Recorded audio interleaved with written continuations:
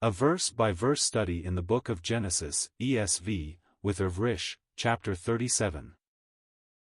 What does Genesis chapter 37 mean? Beginning with this chapter, Genesis takes up the story of Jacob's son Joseph. Joseph, just 17, is both deeply loved and deeply hated. Described as the son of Jacob's old age, as well as being the firstborn of Jacob's beloved late wife Rachel, Joseph is clearly favored by his father over his older 10 half-brothers. It's not surprising, then, to learn of their hatred for Joseph, especially when Jacob gives to him a princely, multicolored robe. This gift may have indicated Jacob's plan to make Joseph his primary heir. Joseph doesn't make it better. He reports on his brothers' misdeeds to Jacob. He also tells them of powerful prophetic dreams he experiences that suggest all of them will one day bow down to him, Genesis 37 verses 1 to 11. After that, the fury and jealousy of Joseph's older brothers reaches a boiling point. They are ready to kill him. Apparently unaware of how bad things are, Jacob gives them just such an opportunity. The 10 of them are pasturing the family flocks near Shechem, north of the family household in Hebron. This is the same area where Jacob's sons demonstrated their willingness to engage in violence when angered, Genesis 34 verses 26 to 27. Jacob charges Joseph to go to his brothers, alone, to get a report on how the flocks are doing, Genesis 37 verses 12 to 14. Joseph obeys, eventually locating his brothers even farther to the north near Dothan. When they see Joseph coming, the brothers immediately form a plan to kill him outright. This is the chance they've been waiting for. They will kill him, throw his dead body in a nearby pit, and report to their father Joseph has been killed by a wild animal. The oldest, however, objects. Reuben insists that they throw Joseph alive into the pit, implying that they will leave Joseph to die in the wilderness. Reuben's secret plan is to return and rescue Joseph later and bring him safely to Jacob. Having disgraced himself, Genesis 35 verse 22, it's possible Reuben sees this as an opportunity to be redeemed, Genesis 37 verses 15 to 22. The brothers agree to Reuben's plan. They strip Joseph of his multicolored robe and lower him alive into the pit. When they sit down to eat together, while Reuben is away, they spot a caravan of traders traveling by on the road to Egypt. Judah suggests a new plan. Why not make some money and get rid of Joseph at the same time? If they sell him as a slave instead of killing him, or allowing him to die, they can claim they are innocent of the blood of a family member, as well. Those present agree, and Joseph is immediately sold to the traders, Genesis 37 verses 23 to 28. When Reuben returns and finds the pit empty, he is heartbroken. Much of this grief may be selfish. His mother, Leah, had hoped that giving birth to a son would make Jacob love her. That son was Reuben, Genesis 29 verses 31 to 32. Her plan failed, and Reuben's scheme to present a rescued Joseph to his father has also fallen through, Genesis 37 verses 29 to 30. To fully sell the lie that Joseph is gone, and the brothers are innocent, they fabricate evidence. They kill a goat and smear the blood on Joseph's ornate, unique robe. They return to Jacob and, cruelly, ask him to confirm that this belongs to Joseph. Jacob reaches the exact conclusion they hoped for, that Joseph has been eaten by a wild animal, Genesis 37 verses 31 to 33. The brothers would have expected Jacob to be intensely grieved at the loss of his favorite son. Even so, Jacob's shattered reaction seems to catch them by surprise. Typical mourning for a dead son in that era, formal steps such as wearing sackcloth, might last as long as a month. Jacob refuses to stop grieving and mourning, or even to be comforted, after the customary time of mourning has come and gone. This display is so emotional that Judah, mastermind of the plot, will offer his own freedom while seeking to spare Jacob from another tragic loss, Genesis 44:18, 30 to 34. For the time being, there is nothing else to be done, and Jacob is locked in a state of despair, Genesis 37 verses 34 to 35. Meanwhile, Joseph has arrived in Egypt, sold as a slave to an Egyptian officer named Potiphar, Genesis 37 verse 36. Chapter 38 will relate some of the unpleasant events which happened to Jacob's family while Joseph is gone. Chapter 39 will resume Joseph's story, now as a captured slave. Chapter context: following the death of Isaac and the story of Esau's people, Genesis begins a section called the Generations of Jacob. The story will focus primarily on Jacob's son Joseph. Joseph is deeply hated by his brothers. While alone with him in the wilderness, they sell him to slave traders, who take Joseph to Egypt. Chapter 38 details some of the scandals which happened while Joseph was gone. Genesis 39 will resume a focus on Joseph's experiences. Verse by verse. Verse 1. Jacob lived in the land of his father's sojournings, in the land of Canaan. This summarizes the story arc which began in Genesis 28, following Jacob's travels and adventures. He had fled home to escape the murderous rage of his twin brother, Genesis 27 verses 42 to 43. That rage was driven by the bitter favoritism of Jacob's parents, Genesis 25 verses 27 to 28, and Jacob's own deception, Genesis 27 verses 30 to 35. After amassing wealth and a large family, Jacob was reunited with his brother, Genesis 33 verses 1 to 4, but Esau's family moved away because the land couldn't support both massive tribes, Genesis 36 verses 6 to 8. Chapter 36 described the descendants of Esau and their conquest of the land of Seir. Jacob, renamed Israel by God, Genesis 35 verse 10, remained in the territory Isaac had never left, the land of Canaan.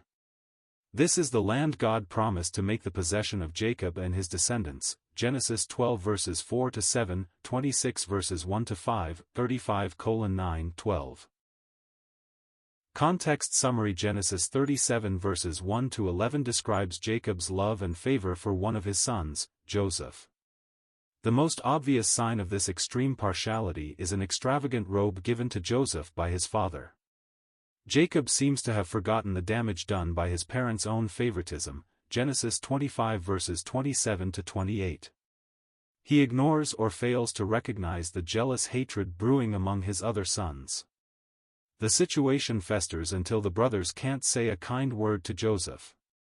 After Joseph reports two prophetic dreams which suggest he will one day rule over them all, they become even more jealous and enraged. Verse 2. These are the generations of Jacob. Joseph, being 17 years old, was pasturing the flock with his brothers. He was a boy with the sons of Bilhah and Zilpah, his father's wives. And Joseph brought a bad report of them to their father. Genesis is divided into sections by generations, from the Hebrew word toldot.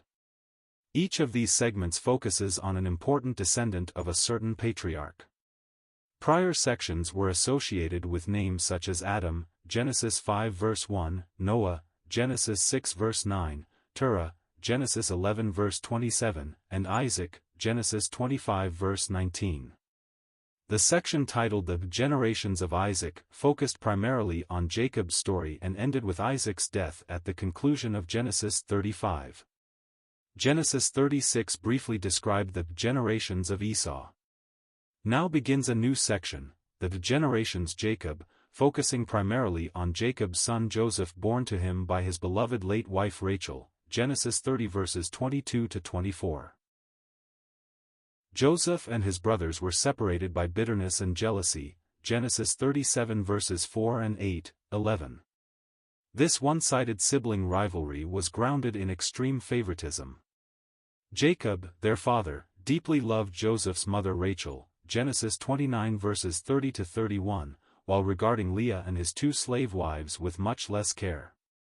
A blatant example of this preference was a gift given to Joseph, the infamous robe, coat, of many colors, Genesis 37 verse 3.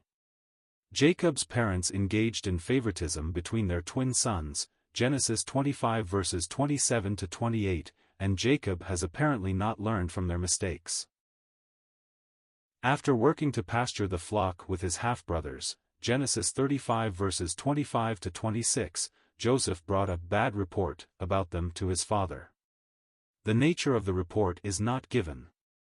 The Hebrew phrase used here is et dibit raa.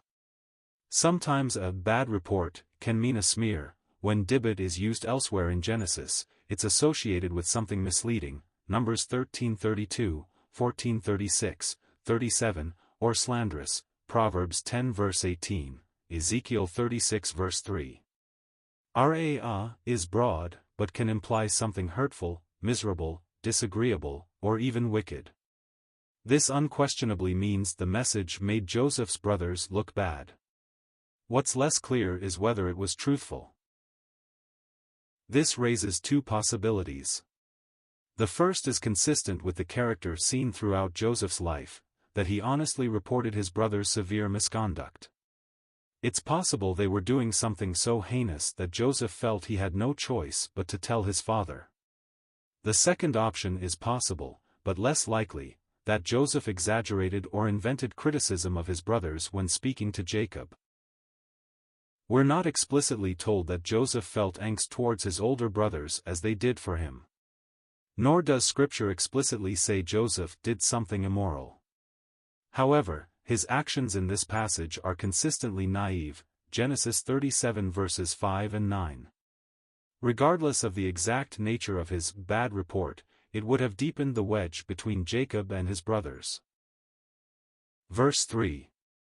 Now Israel loved Joseph more than any other of his sons, because he was the son of his old age. And he made him a robe of many colors. Hard feelings between 17-year-old Joseph and his 10 older stepbrothers have probably been building for a while. The previous verse reports he brought some drastic, scandalously bad report about his brothers to their father, Jacob, Genesis 37 verse 2. The favoritism implied in other parts of this passage is stated explicitly here. Jacob, Genesis 35 verse 10, saw Joseph as his favorite son. This is probably because Joseph was the firstborn to Jacob's beloved wife, Rachel, Genesis 30 verses 22 to 24. Jacob's own parents displayed blatant favoritism, Genesis 25 verses 27 to 28. Clearly not learning from that example, Jacob gives Joseph an extravagant gift. The Hebrew term describing this is usually translated as a multicolored robe or a coat of many colors. The original language seems to be a figure of speech. The garment was probably long-sleeved and finely woven with gold or other colors. Normal tunics of that era would have been plain and sleeveless. Joseph's may also have had ornate trim or other designs. In that context, such an item was not something worn for manual labor. It may suggest Jacob thought of Joseph as his primary heir. The brothers' response to this outrageous partiality is not surprising. They hate Joseph so much they can't even speak to him in civil terms, Genesis 37 verse 4. Whether Jacob notices this, or cares, is never explained.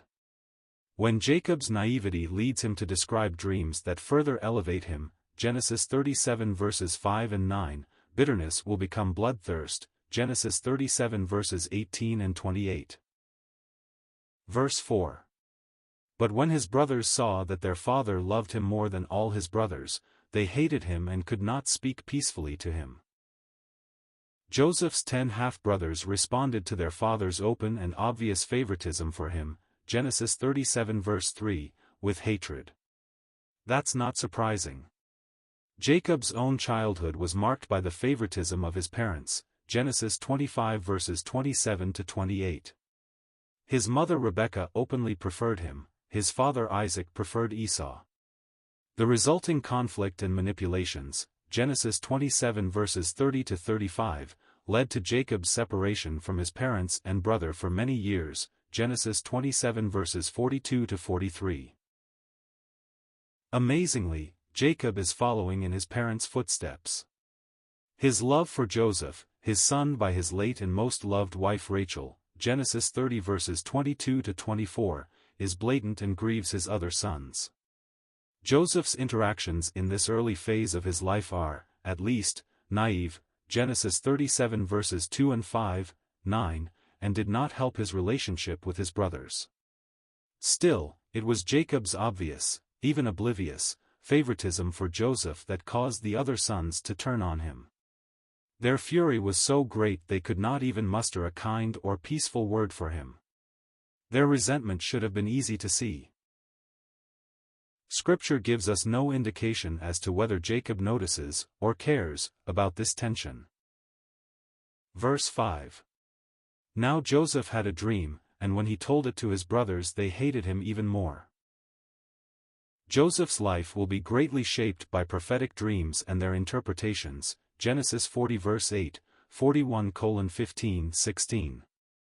In this case, a dream spoke of his own future life and relationships. Years later, his older brothers will, indeed, be at the mercy of Joseph's good will, Genesis 42 verse 6. At this point, Joseph's brothers view him with so much hatred they can't speak politely to him, Genesis 37 verses 2-4. Why he chooses to share this dream is not clear. Perhaps he naively thought describing the dream to his brothers would increase his esteem in their eyes. Instead, they hated him even more. The following verses describe this dream, Genesis 37 verse 6, and another, Genesis 37 verse 9, making it easy to understand why the dreams provoked his jealous brothers to greater anger. Verse 6. He said to them, "Hear this dream that I have dreamed." Prophetic dreams are often powerful experiences, Genesis 20 verse 3, 1 Kings 3 verse 5, Daniel 4 verse 5. The prophecy is real. Many years later, Joseph's brothers would be entirely at his mercy, Genesis 42 verse 6. We're not sure if Joseph was aware of how much his 10 half-brothers hated him, Genesis 37 verses 2-4. Perhaps he thought telling them his dream, Genesis 37 verse 5, would cause them to respect him more. Or he was responding to their hate by telling them that one day he would have the upper hand over them. In either case, he demanded their attention and told them the dream, Genesis 37 verse 7. Verse 7. Behold, we were binding sheaves in the field, and behold, my sheaf arose and stood upright. And behold, your sheaves gathered around it and bowed down to my sheaf. Joseph, 17, has had a powerful and prophetic dream about his life, Genesis 37 verse 5. He decides to tell his 10 older half-brothers, all already resentful of him, Genesis 37 verse 4, about the dream. Joseph has seen himself and his brothers binding sheaves of grain in the field together. Suddenly, Joseph's sheaf stands upright like a person. All his brothers' bundles gather around Joseph's sheaf and bow down to it, as subjects would bow down to a ruler. Anything is possible in dreams, but the images in a prophetic vision have a symbolic meaning. These strange images communicated a powerful message to Joseph's brothers, one which will come true many years later, Genesis 42 verse 6. In this case, the implication is clear enough that a prophet isn't needed to grasp the basic idea. That is what Joseph's brothers will react to in the following verse, Genesis 37 verse 8. Verse 8. His brothers said to him, "Are you indeed to reign over us? Or are you indeed to rule over us?" So they hated him even more for his dreams and for his words. Already hated by his 10 older half-brothers, Genesis 37 verses 4-5, Joseph has just related a wild dream he had. While farming, his brothers' bundles of wheat bowed down to his bundle in a field, as subjects would bow down to a ruler. The brothers react with pointed questions about what Joseph thinks his dream means. Of course, the symbolism of this dream is clear. Does he believe he will reign and rule over them? Their hatred, already seething, rises another notch because of his dreams and what he says about them. This reaction might have been because the brothers are already afraid of what the dream suggested. The richly ornamented tunic given to Joseph by their father, Genesis 37 verse 3, might have implied he was inclined to favor Joseph with a greater portion of the inheritance. This, despite Joseph being the youngest son other than his baby brother Benjamin, Genesis 35 verses 16 to 18. From their perspective, Joseph is practically bragging that his dream was predicting he would become head of their clan.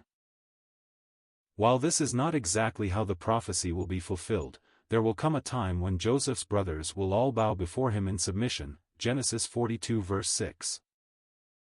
Verse 9. Then he dreamed another dream and told it to his brothers and said, Behold, I have dreamed another dream. Behold, the sun, the moon, and 11 stars were bowing down to me. Despite a harsh reaction from his 10 older half-brothers, after telling them about his first dream, Genesis 37 verses 5 to 8, Joseph decides to describe his next prophetic dream.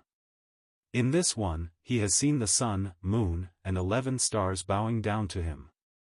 This is even more dramatic and casts Joseph, in the eyes of his family members, as even more arrogant and self-serving. To see the sun, moon, and stars bowing to him seems presumptuous enough. To make it clear that those astral bodies represent his father and 11 brothers groveling before him only increases their bitterness, Genesis 37 verse 4. Scripture only tells us the fact that Joseph shared these dreams. It does not explicitly tell whether his decision was wise. All we know are how his family reacted, the consequences it created, Genesis 37 verses 18 and 28, and the godly purpose behind those events, Genesis 42 verse 6, 50:20. Verse 10. But when he told it to his father and to his brothers, his father rebuked him and said to him, What is this dream that you have dreamed? Shall I and your mother and your brothers indeed come to bow ourselves to the ground before you? Joseph has revealed a second prophetic dream, Genesis 37 verses 5 to 7, where the sun, moon, and 11 stars bowed down to him, Genesis 37 verse 9. As the story of Genesis will reveal, Joseph's dreams will be fulfilled, Genesis 42 verse 6. His family will eventually bow down before him, in submission and need. Leading up to this, Joseph's brothers already hated him so much they couldn't speak politely, Genesis 37 verse 4. Genesis doesn't comment as to whether Joseph was wise to tell them about the dreams instead of keeping them to himself. All the same, things are beginning to reach a boiling point for this family. Even Jacob, who clearly loves and favors Joseph over his brothers, Genesis 37 verse 3, scolds him for suggesting they will one day bow themselves to the ground as if they were his subjects. Jacob's own experience with dreams, Genesis 28 verses 10 to 16, suggests he's not angry at Joseph for having the dream, but for the way he chose to share it. Jacob's harsh reprimand likely provides Joseph's brothers with enough justification to finally act on their hatred and jealousy in the following verses, Genesis 37 verses 18 and 28. Verse 11. And his brothers were jealous of him, but his father kept the saying in mind. The 10 older half-brothers of Joseph already hated him so deeply they couldn't bring themselves to say a single friendly word to him, Genesis 37 verse 4. After all, he and his baby brother Benjamin were the youngest of the 12, but their father clearly loved them best, Genesis 37 verse 3, 42:3-4. Worst, Jacob had given Joseph a princely robe, perhaps signaling his preference to give Joseph the family birthright and a greater share of the inheritance when the time came, Genesis 37 verse 3. Then came Joseph's dreams of all of them bowing down to him, Genesis 37 verses 5 to 9. Even Jacob rebuked Joseph for sharing these visions, Genesis 37 verse 10. His brother's jealousy has reached dangerous new levels. The following verses will reveal they are ready to harm their younger brother, Genesis 37 verses 18 and 28. Interestingly, even though Jacob scolded Joseph for sharing his dream of ruling over the family, he doesn't entirely dismiss the vision. Jacob, himself, saw God-given dreams, Genesis 28 verses 10 to 16. He doesn't reject the possibility that Joseph's dream may have some validity, Genesis 42 verse 6, though he does not share that thought with the rest of the family. Jacob simply keeps the idea in the back of his mind. Verse 12. Now his brothers went to pasture their father's flock near Shechem. This begins a scene in which Joseph's 10 older half-brothers finally act on their long-standing hatred and jealousy of him, Genesis 37 verses 3-5. It seems neither Joseph nor Jacob anticipates this danger. First, the brothers head north to pasture their flocks in the area around Shechem. This is an interesting choice, since Jacob had moved away from this area for a very good reason. Previously, the brothers massacred all the men of Shechem in retaliation for the rape of their sister Dinah, Genesis 34 verses 26-27. The mention of Shechem reminds us of the level of violence these 10 men are capable of when they are angry. They are deeply resentful towards Joseph. What they are about to do is motivated by hatred. However, God's plan is to use these men's angst to provide for the rescue of the entire family, Genesis 37 verse 28, 42 verse 6, 50:20. Context summary: Genesis 37 verses 12-36 describes how Joseph's wildly resentful brothers finally get rid of him. They hate Joseph for being Jacob's favorite, Genesis 37 verse 3, and for his grandiose dreams, Genesis 37 verses 5 and 9. When Joseph arrives alone at the camp of his brothers, very far from home, they have an opportunity. Only Reuben's intervention keeps them from killing Joseph outright. Instead, while Reuben is absent, the brothers sell Joseph to passing slave traders and later convince their father he has been killed by a wild animal. Joseph becomes a slave in an Egyptian home. Genesis 39 will return to Joseph's story. Verse 13. And Israel said to Joseph, Are not your brothers pasturing the flock at Shechem? Come, I will send you to them.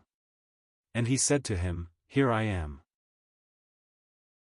Genesis is inspired scripture. It is both the Word of God and ancient literature that masterfully tells a powerful story.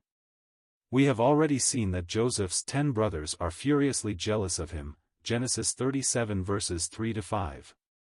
We know they are capable of great violence when angry, Genesis 34 verses 26-27. And yet, Jacob, renamed Israel, Genesis 35 verse 10, has a puzzling way of being oblivious to some of these concerns. He barely reacted when his daughter was raped, Genesis 34 verse 5. No immediate reaction is recorded in response to his oldest son's depravity, Genesis 35 verse 22. He was raised in sibling rivalry driven by his own parents, Genesis 25 verses 27-28, yet he's overtly lavished favor on Joseph, Genesis 37 verse 3. Apparently blind to the hatred and tension towards Joseph, Jacob is sending Joseph with some degree of authority. Joseph had reported back on his brothers once before, Genesis 37 verse 2. Jacob might be wondering why his sons are near Shechem, Genesis 37 verse 12, so he will send Joseph to get a status update, Genesis 37 verse 14. Jacob may have suspicions, and it turns out the brothers won't be where Jacob expects, Genesis 37 verses 15-17. This encounter suggests both Joseph and his father are clueless to the danger of letting Joseph be alone with his brothers. It's also possible Joseph may have anticipated the danger and chosen to obey his father without mentioning it. Verse 14. So he said to him, Go now, see if it is well with your brothers and with the flock, and bring me word. So he sent him from the valley of Hebron, and he came to Shechem. Unknowingly, Jacob is sending Joseph into a lion's den. He is either unaware or indifferent to the hatred and jealousy of Joseph's 10 older brothers, Genesis 37 verses 3-4. The main reason for this is Jacob's own favoritism.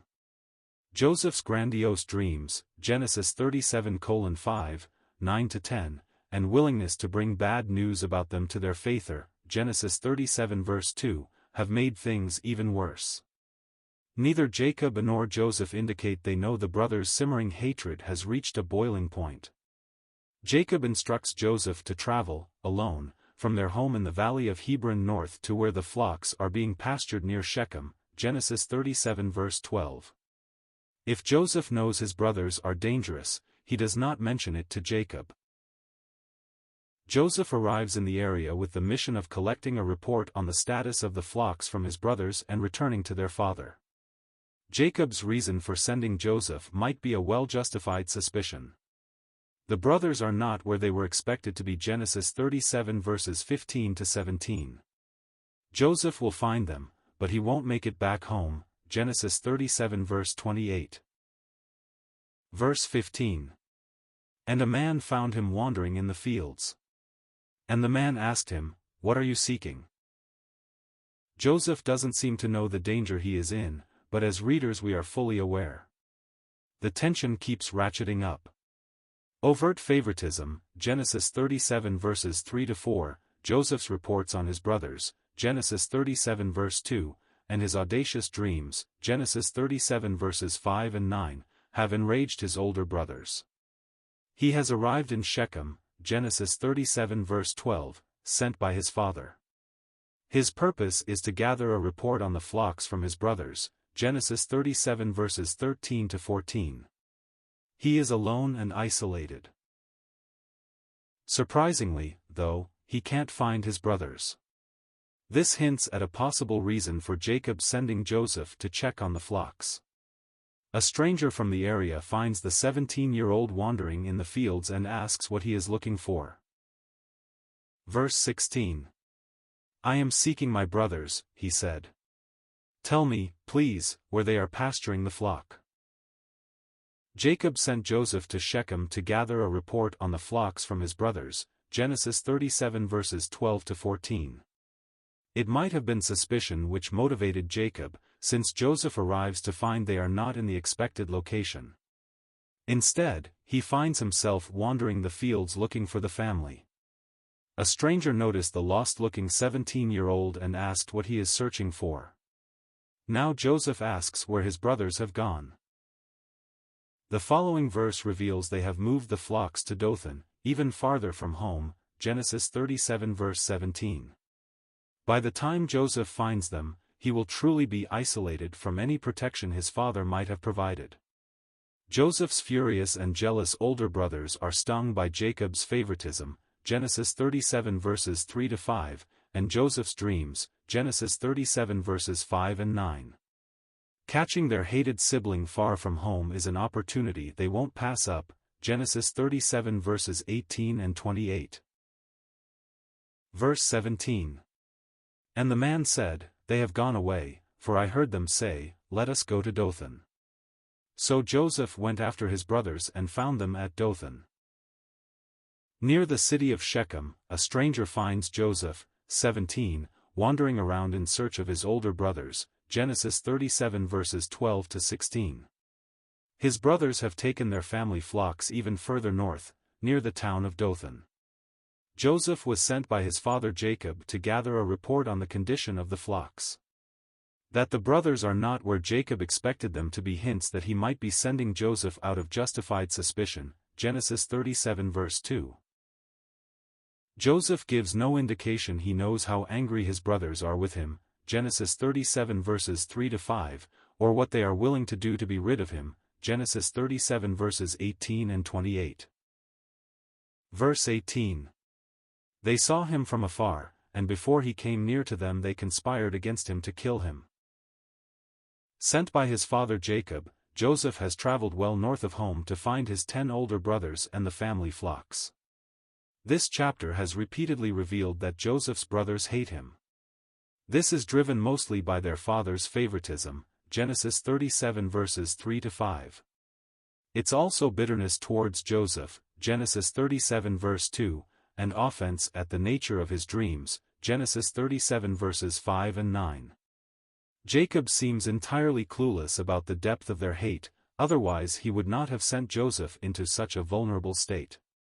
Whether Joseph also realizes this, Scripture does not say. As Joseph approaches their camp, the group sees him coming. They begin to discuss murdering Joseph outright. It's unclear how much time has passed since these 10 men slaughtered the men of Shechem, Genesis 34 verses 26 to 27, not far to the south of where they are now. Certainly, they are willing and able to kill when they feel justified. Joseph is in real trouble. Verse 19. They said to one another, "Here comes this dreamer." Jacob, renamed Israel by God, Genesis 35 verse 10, was raised by parents who displayed obvious favoritism, Genesis 25 verses 27 to 28. That contributed to rivalry and tension with his twin brother, Esau. Seeming to learn nothing from this, Jacob has lavishly favored his son, Joseph, over his other children, Genesis 37 verses 3 to 5. This resulted in deep resentment. Joseph, for his part, has naively inflamed those emotions, Genesis 37 verse 2, especially by talking about his audacious dreams, Genesis 37 verses 5 and 9. Joseph's brothers are capable of terrible violence, Genesis 34 verses 26 to 27.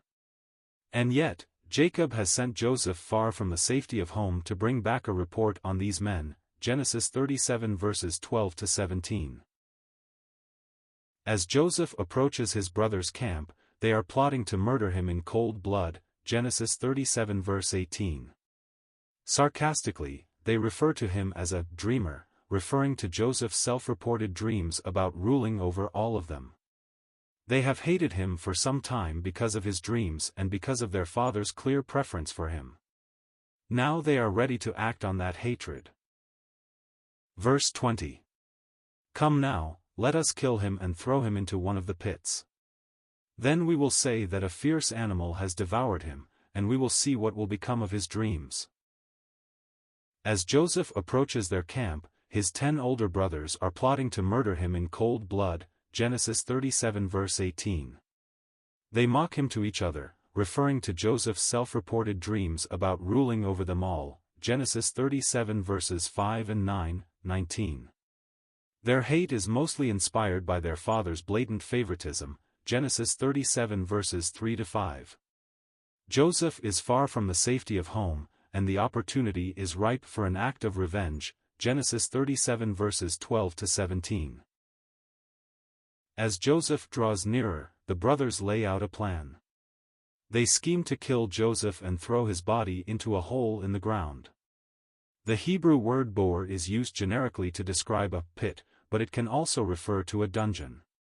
In this case, the brothers are speaking about cisterns, temporary wells used to gather rainwater, Genesis 37 verse 24. After murdering Joseph, the brothers plan to return home and report to their father Jacob that a wild animal killed and ate Joseph. They conclude by mocking Joseph's dreams of ruling over them once more. Murdering him, they think, will prevent his predictions from coming to pass. Literature often includes villains who try to thwart prophecy, only to find their actions help fulfill it. What these murderous siblings don't realize is that they are making Joseph's dreams come true, Genesis 37 verse 28, 42:6, as part of God's masterful behind-the-scenes plan, Genesis 50 verse 20. Verse 21. But when Reuben heard it, he rescued him out of their hands, saying, "Let us not take his life." Joseph's older brothers want him dead, Genesis 37 verses 3 to 5, 18, and so have arranged a plot. When he arrives at their camp, Genesis 37 verses 12 to 17, they have planned to kill him and throw his body in a nearby dry cistern, Genesis 37 verses 19 to 20. Later, they can then tell their father that his favorite son was killed by a wild animal. For reasons Scripture does not directly explain, the oldest brother objects. Reuben insists they should not kill Joseph. His plan is to rescue Joseph and present him back to Jacob, Genesis 37 verse 22. One possible motivation for Reuben might be seeking to restore himself to his father, after committing a depraved sin with one of his father's wives, Genesis 35 verse 22.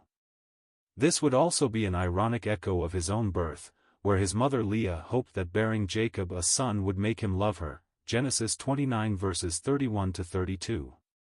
Reuben might hope that bringing Jacob's favorite son back would restore some of his lost reputation.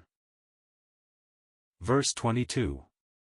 And Reuben said to them, Shed no blood, throw him into this pit here in the wilderness, but do not lay a hand on him, that he might rescue him out of their hand to restore him to his father.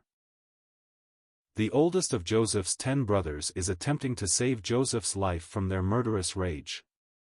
The rest of his brothers have described a plan to kill Joseph and report that he was eaten by a wild animal, Genesis 37 verses 18 to 20. Reuben says no, Genesis 37 verse 21. His hope is that by preventing Joseph from being killed outright, he can rescue him and present Jacob's favorite son, safe and sound, Genesis 37 verse 3. Perhaps Reuben hopes that by saving Joseph, he will regain the favor he lost when he slept with his father's concubine, Genesis 35 verse 22.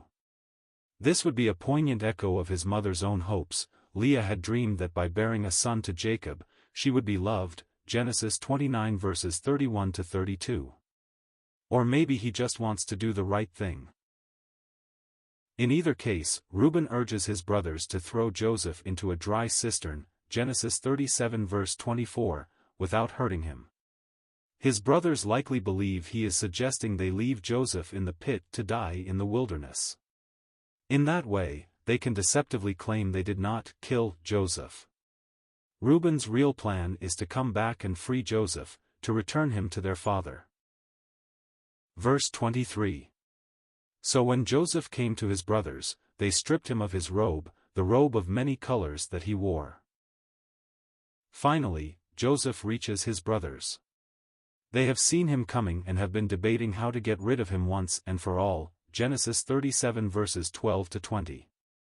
One source of their fury toward Joseph is their father's blatant favoritism, Genesis 37 verses 3 to 4. A lavish sign of this favor is the robe given to him by their father. The unique Hebrew words used to describe this garment imply colors, length, and variation. A typical tunic would have been sleeveless and plain, Joseph's is long and ornate. Intricate robes like this one were sometimes worn by the prince of a tribe or nation. The gift of the robe may have indicated that Jacob planned to make Joseph the primary heir and head of the clan. It's not surprising, then, that the first action taken by the brothers when Joseph arrives is to rip the robe from him. Their intent is to kill him outright.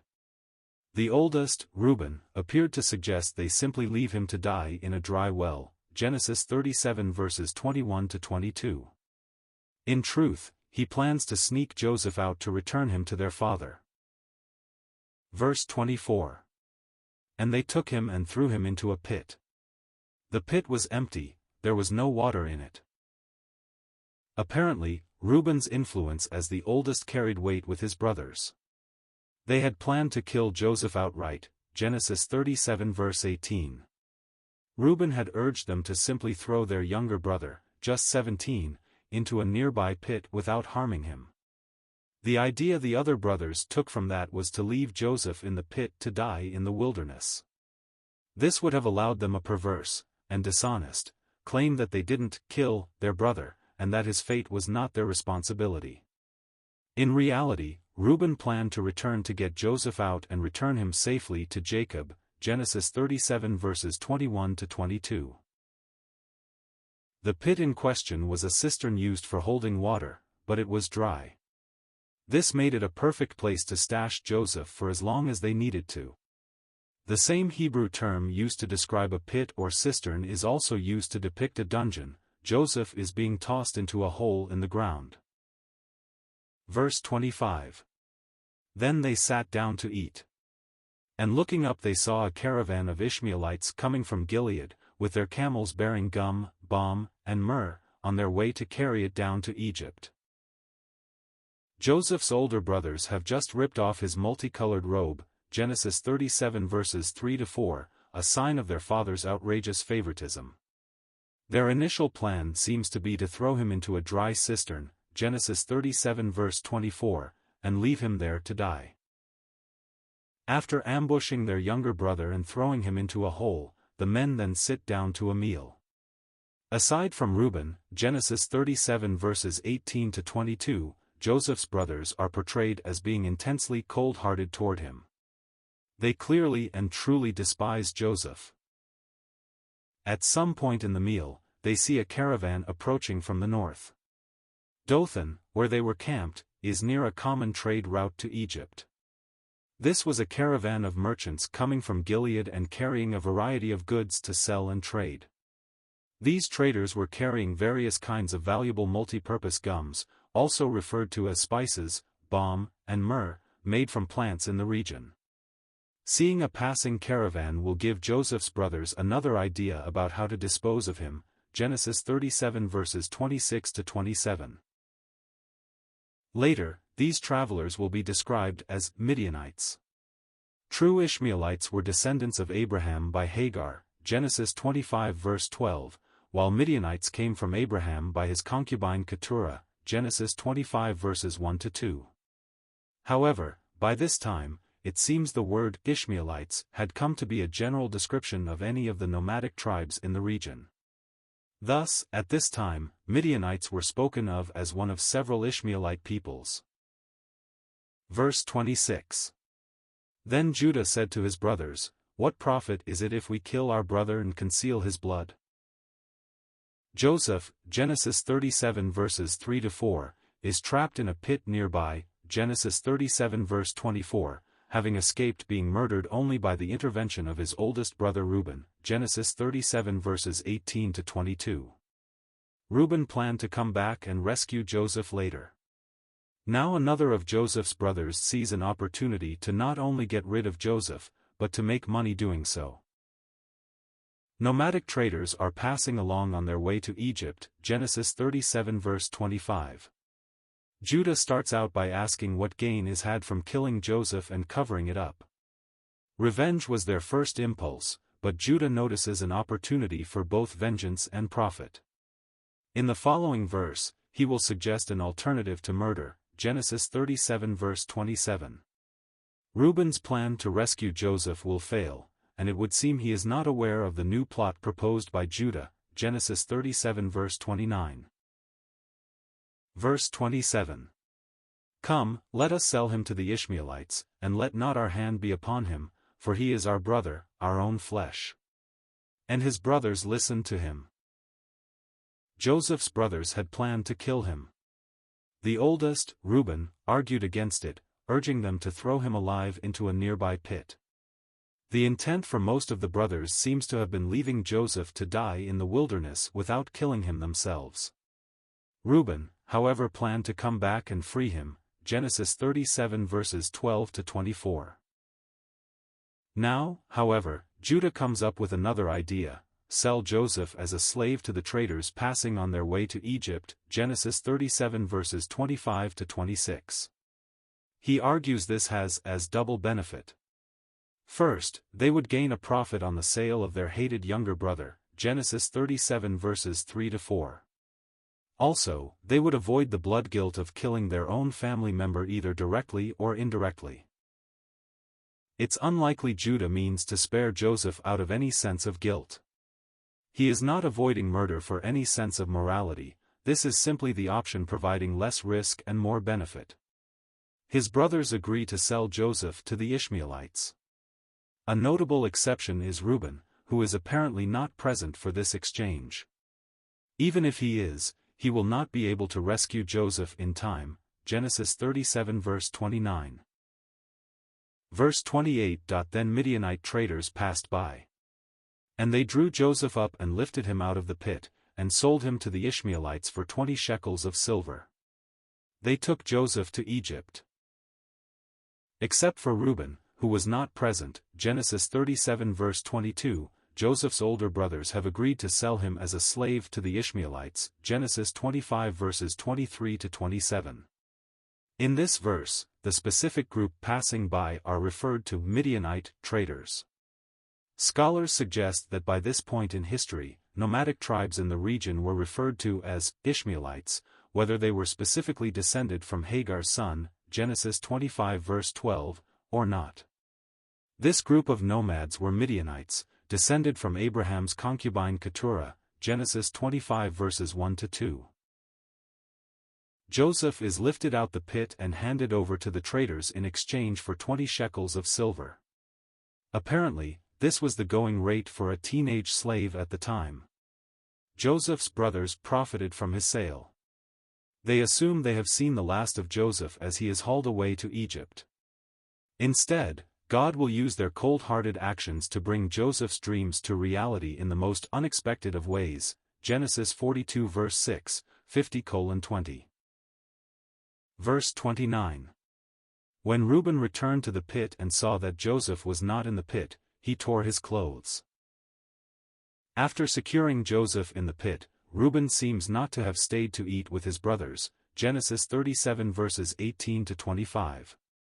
He seems to have missed the exchange recorded in the last few verses, in which Judah talked his brothers into selling Joseph as a slave to passing traders. Genesis 37 verses 26-28. When Reuben returns to check on Joseph, perhaps to free him and return him to their father, he finds the pit empty. Heartbroken, Reuben tears his clothes in a sign of grief. Unlike the modern era, where people often see clothes as disposable, garments in the ancient world were meant to last. Tearing one's clothes was both an act of sacrifice and a clearly visible sign of mourning. Reuben is deeply upset by what has happened. Depending on his motives for rescuing Joseph, this might be selfish grief. It's possible Reuben saw rescuing Joseph as a way of redeeming himself, after defiling the family by sleeping with his father's concubine. Genesis 35 verse 22. Now that opportunity is lost. Genesis 37 verse 30. Verse 30. And returned to his brothers and said, The boy is gone, and I, where shall I go? With Joseph temporarily safe in the pit, Genesis 37 verses 22-24, Reuben was away from his murderous brothers long enough for them to sell Joseph as a slave to passing traders. Genesis 37 verses 25-28. When Reuben returns and finds the pit empty, he tears his clothes in grief. Genesis 37 verse 29. Now he expresses his dismay, saying, Where shall I go? How can he return to his father and tell him that his beloved Joseph, the firstborn son of his beloved late wife Rachel, is gone? Reuben is heartbroken, but this grief might be somewhat selfish. It's entirely possible Reuben was hoping to restore his ruined reputation, Genesis 35 verse 22, by rescuing his father's favorite son. We're not told if any of the other brothers felt badly. Prior history suggests they do not. Genesis 37 verses 3-4. Verse 31.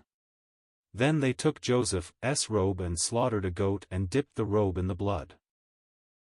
With Joseph out of the way, sold as a slave and bound for Egypt, Genesis 37 verses 12-30, the brothers turn their attention to concocting a story to tell their father. An extravagant example of Jacob's favoritism was the ornate robe he had given Joseph, Genesis 37 verses 3-4. The brothers kill a goat and smear the blood on Joseph's multicolored garment. This would give the appearance that Joseph had been mauled by a wild animal. Most likely, they took other steps to mangle the garment, making it look like something they'd recovered after an attack. Yet again, deception continues to play a key role in the history of this family. At the urging of his mother, Jacob deceived his father by covering his hands with the skin of slaughtered animal, Genesis 27 verses 15-17. Now his children deceive him with the blood of an animal, as well. Verse 32.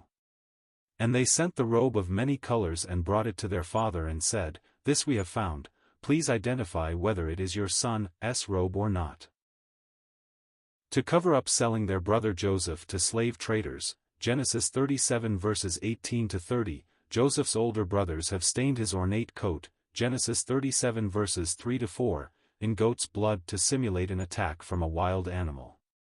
Now, having returned home, they bring the ruined coat to Jacob and ask him to identify whether this was Joseph's coat or not.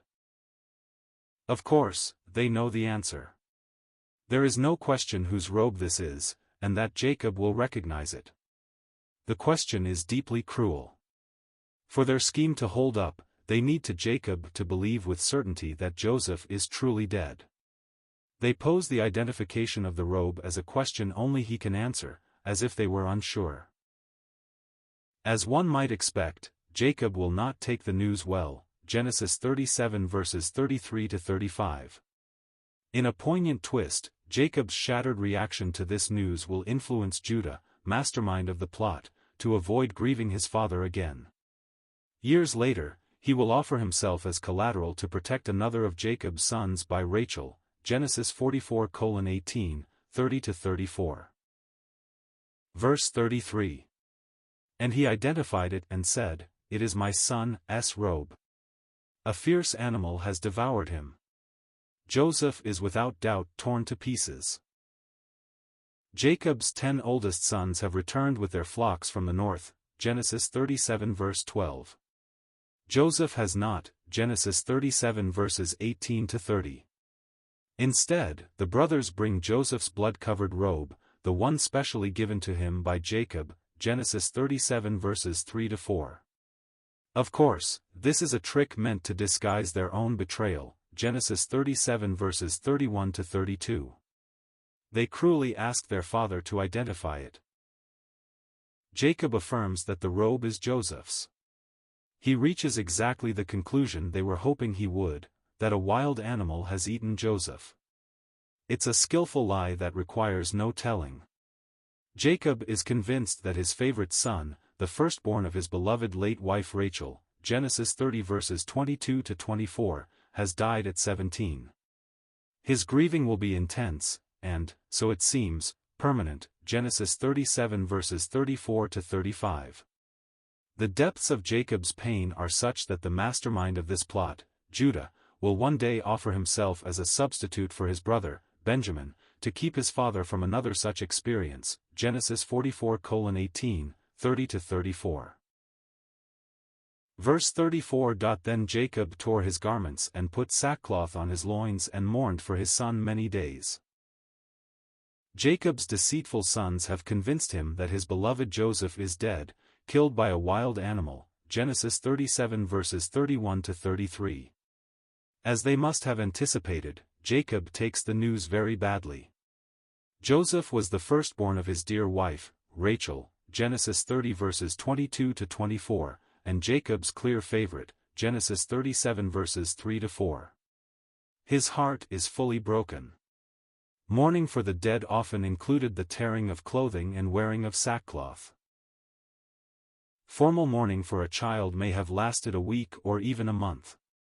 As the following verses show, Jacob refused to stop his mourning long past the normal number of days. His family will react with concern, Genesis 37 verse 35, though the brothers know there is nothing they can do to restore Joseph now, Genesis 37 verse 28. Such is the impact of Jacob's grief that Judah, years later, will bargain to become a captive to stop Jacob from losing another of Rachel's sons, Genesis 44:18, 30 to 34. Verse 35. All his sons and all his daughters rose up to comfort him, but he refused to be comforted and said, "No, I shall go down to Sheol to my son, mourning." Thus his father wept for him. Convinced by his sons, Genesis 37 verses 31 to 34, that his favorite son, Genesis 37 verses 3 to 4, is dead, Jacob has entered a period of customary mourning. This included wearing rough clothes, tearing them, and openly expressing sorrow. He continues in this heartbroken state of mourning long past the customary week or month. He refuses all efforts to comfort him, even when his children apparently try to talk him into moving on. Instead, Jacob insists that he will continue in this state of intense anguish until he dies. Jacob reveals his expectation that when he dies, he will go to a place known as Sheol, where he expects to be reunited with Joseph. Ancient Israelites held only a vague set of beliefs about this part of the afterlife. Sheol wasn't pictured as a happy place, necessarily, but neither was it a place of torment. Rather, it was something of a shadowy underworld. Psalm 16 verse 10 includes the confident statement that God would not abandon the writer's soul to Sheol, looking forward to an existence with the Lord apart from that place. The verse ends with a simple statement that Jacob wept for Joseph, indicating that his mourning was not a show. He was utterly devastated. This created discomfort for his older 10 sons, as well, as they watched their father suffer on and on because of their secret crime. This would even influence Judah, many years later, to offer his own freedom in exchange for sparing Jacob from another such experience. Genesis 44:18, 30-34. Verse 36. Meanwhile the Midianites had sold him in Egypt to Potiphar, an officer of Pharaoh, the captain of the guard. Joseph's deceitful older brothers are watching helplessly as their father Jacob suffers. Genesis 37 verses 31-35. Meanwhile, Joseph arrives as a slave in Egypt. Genesis 37 verses 18-30, having been sold by his jealous siblings. Genesis 37 verses 3-4. Joseph was purchased by Potiphar, a high-ranking official in Pharaoh's government. Genesis 39 verse 1. The following chapter will focus on a series of sordid events in the life of Judah. However, God has not abandoned Joseph. He is directly in the center of God's difficult will for his life. What Joseph's brothers have done out of hatred and evil will be used, by God, to save their entire family. Genesis 50 verse 20. End of chapter 37. Please note: the material use in this video is from BibleRef.com, which is from Got Questions Ministries and is posted here to be read by immersive reader in the Edge browser. If you copy this material, please follow these rules. Content from BibleRef.com may not be used for any commercial purposes, or as part of any commercial work, without explicit prior written consent from Got Questions Ministries. Any use of our material should be properly credited. Please make it clear the content is from BibleRef.com. BibleRef.com content may not be altered, modified, or otherwise changed unless such changes are specifically noted.